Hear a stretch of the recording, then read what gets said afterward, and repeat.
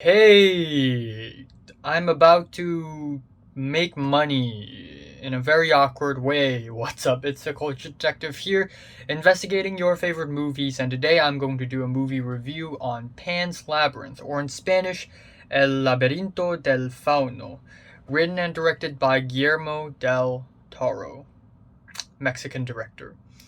So, even though the writer and director is Mexican, this movie is actually a Spanish movie. It takes place in Spain. It is a fantasy movie that takes place about 5 years after the Spanish Civil War, so I think the late 1930s, where essentially Ophelia and her mother moved in to this base alongside with Ophelia's stepfather, who is a fascist asshole captain who is the big boss of the base, and essentially Capitan Vital. He basically wants to destroy all the rebels left in Spain, and in that area specifically. All at the same time, Ophelia basically met a faun, and the faun tells her that she's secretly a princess of the realm of the underworld and that she has to do three tasks in order to prove herself. First of all, this movie is released in the year 2006, I think, and it's pretty good.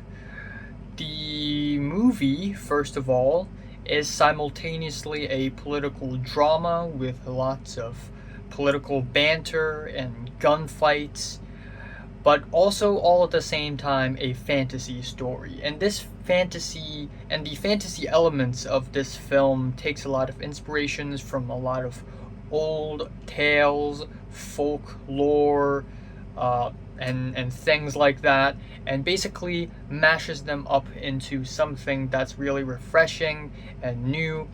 But one thing to keep in mind while watching this movie is that this isn't a Disney movie. This is a Guillermo del Toro fantasy movie, so it doesn't hold back. It has swear words, lots of violence and gore, lots of disgusting scenes. There's one scene in the middle of the movie which I think is absolutely frightening and scary, definitely one of the scariest scenes I've seen in a movie.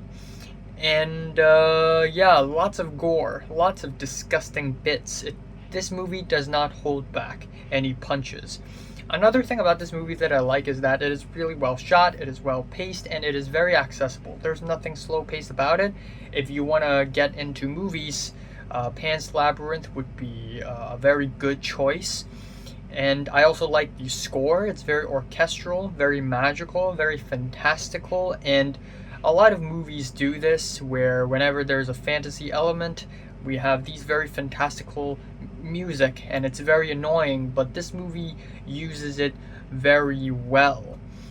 And yeah, the only problem I have with this movie is that the political drama side of things and the fantasy side of things never really relate to each other. It's always been two separate elements in the movie.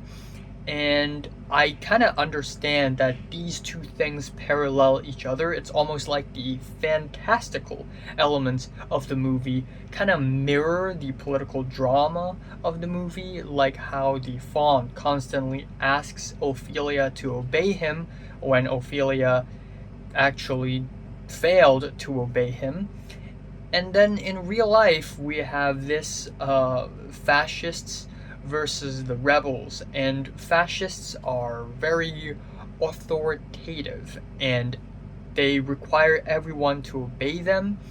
And so it's a pretty smart allegory between the fantasy and the politics, but still they are not like interconnected or anything. And yeah, I'm just gonna leave it at that. I certainly enjoy this movie a lot. If I can, I would probably make if I could choose, like, my top 10 scariest scenes in movies I've ever seen, I'd probably choose the second task scene, where essentially Ophelia had to open up a door into this strange room to retrieve a dagger. And there are several factors at play. First of all, it is timed. There is an hourglass, it is timed.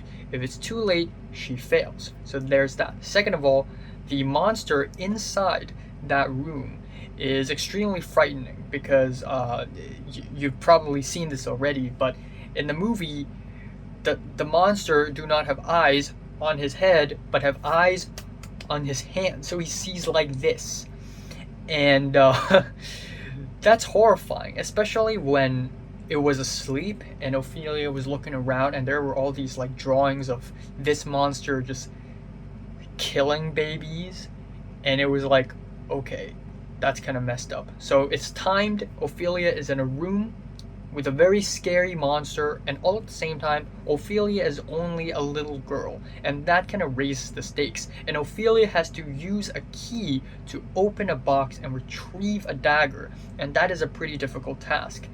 And all at the same time, another element about that scene is that there are food on the table. There is food on the table, and Ophelia is told to not eat the food on the table, but it's really tempting, I guess, and the food sort of wakes him up, wakes the monster up, essentially. So there are a lot of high stakes in this scene that's just kind of scary, messed up, and kind of frightening, and yeah, very great scene.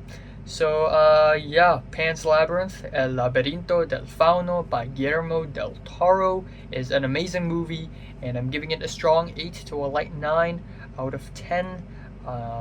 You know what? Strong 8. Strong 8. Strong 8. Maybe it'll become a light 9 when I rewatch it, but for now, I'm going to give it a strong 8 out of 10. So, have you watched Pan's Labyrinth? From 1 to 10, how much you rate it? Like it and subscribe if you want more, and thanks for watching.